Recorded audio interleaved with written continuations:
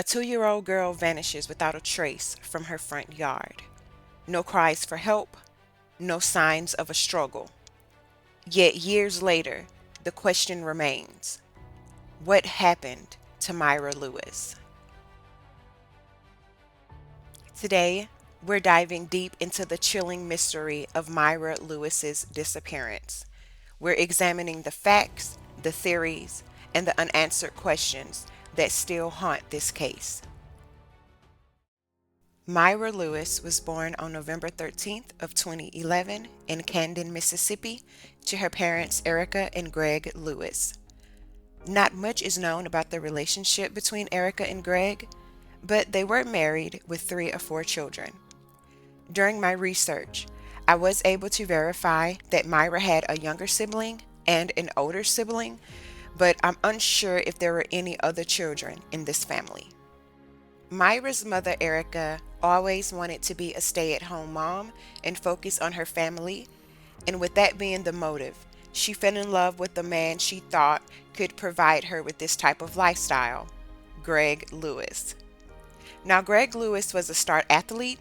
He held a degree in criminal justice from the University of Memphis in Tennessee. He was everything that Erica wanted. He was driven, he was stable, he was dependable, and he also afforded her the life that she desired as a stay-at-home mom. The couple moved to the countryside of Camden, Mississippi.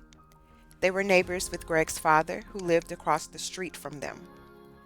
Greg was the sole provider for his family, and this meant that he spent long hours working, leaving Erica at home alone, maintaining the house and taking care of the children.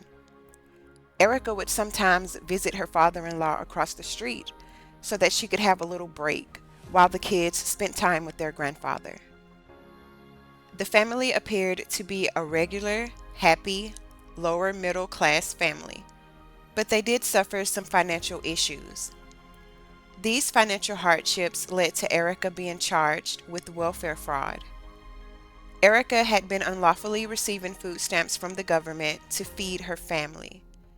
She kept her fraud case hidden from her husband, Greg. On top of her ongoing struggle to provide for her children, the court fees from the charges pushed her even deeper into debt. And Greg did not know any of this.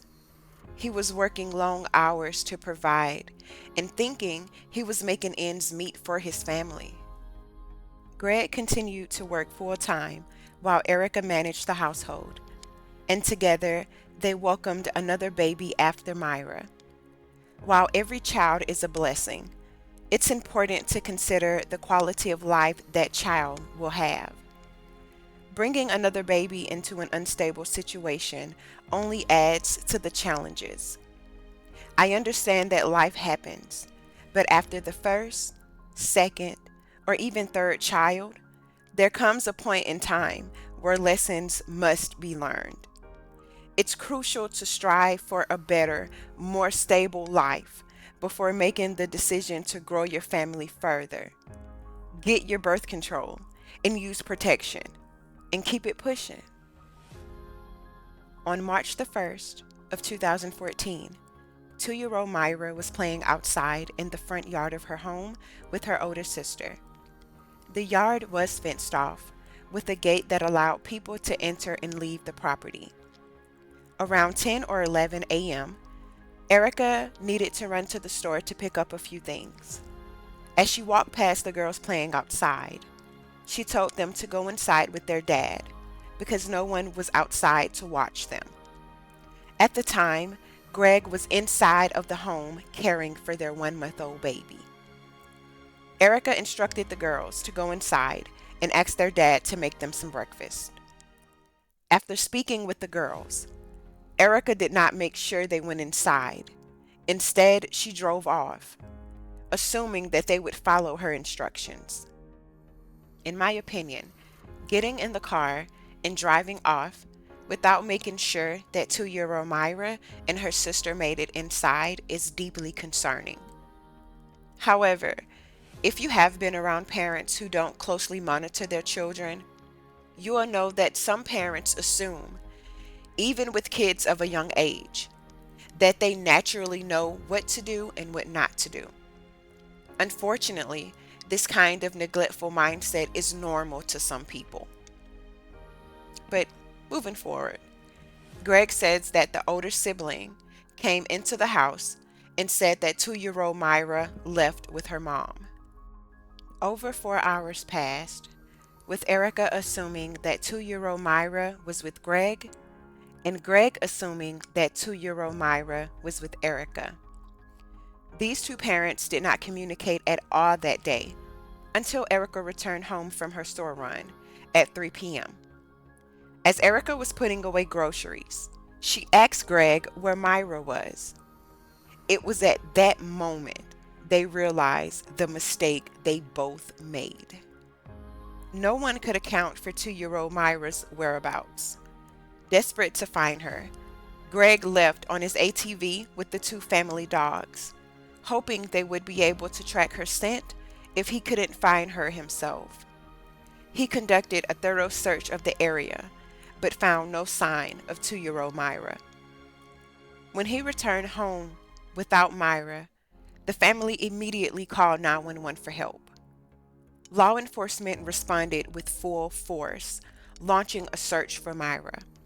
They alerted neighboring counties about her disappearance and requested help from the FBI. Police searched wooded areas, nearby ponds, and the family home, but there was no sign of Myra. Concern grew as authorities considered the dangers of the rural area and the time of year.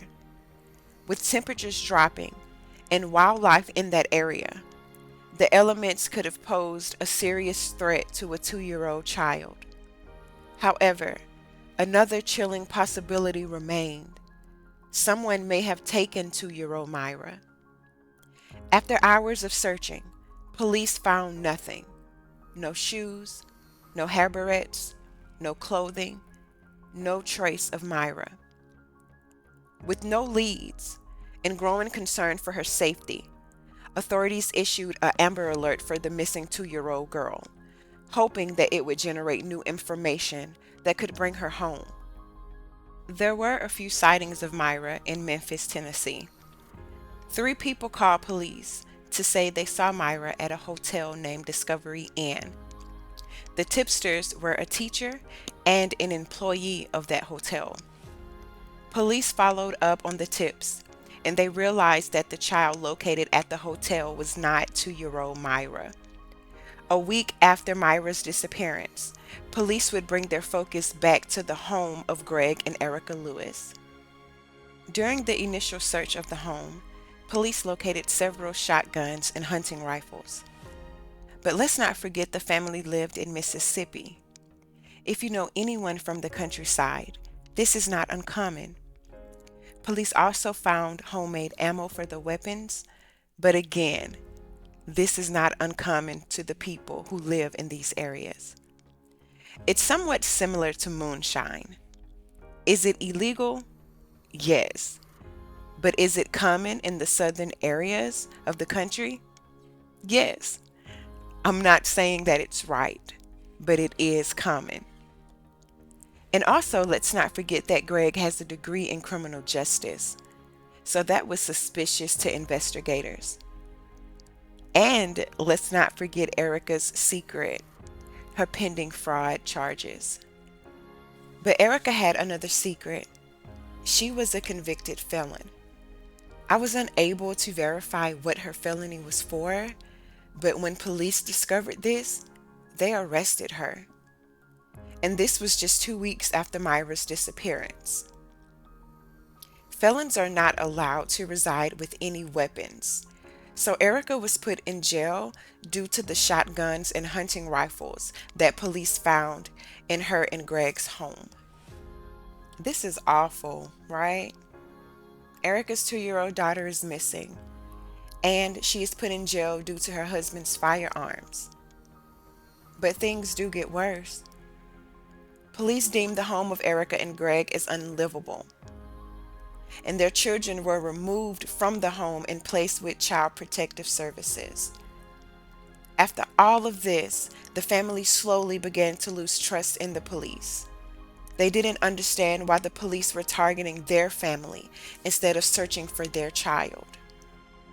I understand the emotions that the family was feeling at that time, but all the charges that I viewed related to this case are valid. Unfortunately, if you do the crime, you must do the time, regardless of the circumstances. Police had no leads in the disappearance of 2-year-old Myra. And normally, when this happens, police will retrace their steps and look closely at the people who last saw her, which in this case, the mother and father of Myra. After the findings of the home was released to the public, the guns, the condition of the home, the kids being removed, and Erica going to jail, people began to think that the family had something to do with the disappearance of 2-year-old Myra. After spending 11 weeks in jail, Erica was finally released to her family, and they stopped all communication with police and FBI. Greg and Erica disappeared from all social media sites. They stopped participating in media coverage, and they also moved out of their family home. The local police and the FBI stated that Erica nor Greg has ever called in requesting any update on the case, and that they have no current contact information for the family to provide any updates or request any additional information. They have no phone number, nor address, no email, nothing. And unfortunately, this is where the case ends. Myra has never been located. There are some theories related to this case. Some people think right after Erica left the children outside unattended, that some type of wildlife attacked and carried 2-year-old Myra away. But let's remember that during the search for Myra, there were no clothes or shoes located. And let's not forget that the front yard of the home was fenced off. And Greg was in the home as well. So I'm pretty sure if an animal ran up to 2-year-old Myra, she would be afraid and at least cry. However, anything is possible. Others speculate that an unknown person kidnapped Myra and possibly put her into sex trafficking. And I assume this theory comes from the 3 eyewitnesses that reported seeing Myra at that hotel in Memphis, Tennessee. Police did confirm that that child located was not Myra, even though they did not go into details on who the child was, but it was confirmed that it wasn't Myra. The final theory of this case is that Greg and Erica hurt Myra. Most parents won't leave a 2-year-old outside unattended. Most parents won't drive off without actually seeing their child enter the home. And also, the lack of communication between Greg and Erica is very odd. They didn't talk to each other. They have a house full of kids. Plus, Erica was gone for hours, and they just didn't speak to each other, not once. And remember, Greg told police that Myra's older sister said that Myra left with Erica. Why would she say that? Or did she say that? The number and ages of the children in the home were not released to the public. However, based on the footage and interviews that I've seen, all the children appear to be around the same age. So if this girl was Myra's older sister, I would estimate that her age would be at least 4 or 5 years old. Now, why would Greg believe a 4 or 5-year-old about the whereabouts of a 2-year-old? Why didn't he check himself? Something's not adding up here. This family also waited an hour before contacting police to report 2-year-old Myra missing. Greg and Erica lacked in parenting when it comes to these kids. They were not skilled. And this lets me know that even higher education does not determine a true father and mother. They did not care for their children's well being, and honestly, it doesn't appear that they cared for their physical safety as well. But anyway, and why stop all communication with police? Why not call and request updates on their daughter's case? I understand they may have been frustrated with the police, focusing on them instead of searching for Myra, but why cut off contact with the very people who have the power to bring their daughter home? Why stop speaking to officers who took an oath to protect and serve, whose job it is to find Myra? If they are truly innocent, I feel that they should have been able to put their personal feelings aside and keep Myra's well being as their top priority. In my opinion, the parents did not handle this situation properly. This could be due to poor parenting skills, financial struggles, or even the secrets they were keeping from each other. But at the end of the day, nothing would stop me from searching for my baby. I wouldn't care if the FBI, CIA, and even Homeland Security had to investigate me. Do whatever it takes to find my baby. But what do you think? Do you believe the parents are to blame? Or do you believe a kidnapper took baby Myra? Or do you have another theory? 2-year-old Myra Lewis was last seen wearing white or khaki pants, a turquoise sweater with a bear on the front, and pink tennis shoes. If you have any information about this case, please contact your local FBI office or the nearest American embassy. I thank you so much for your time, and remember, SR Squad, to love your neighbor as yourself, and if you see something, say something. Until next time.